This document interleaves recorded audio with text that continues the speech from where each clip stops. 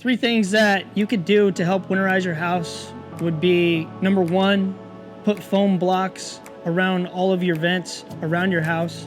You just follow the perimeter around your house and it's towards the ground. You'll see the foundation, you'll see the vents. You want to get foam blocks and put them in there or whatever you could get to insulate, so that way air is not passing underneath there. Because even that little bit of cold air that runs underneath your house, it can freeze your pipes, it can also freeze the drain line, and it can create issues with your furnace. Another thing that you want to do when you winterize your home is you want to cover all your spigots.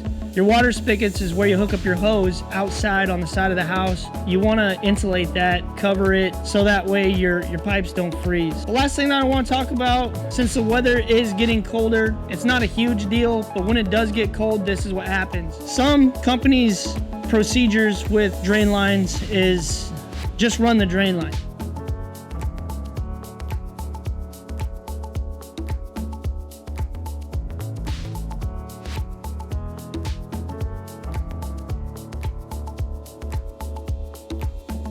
Don't insulate it. Don't worry about where it's going. Just get it out of the house. That's the wrong answer.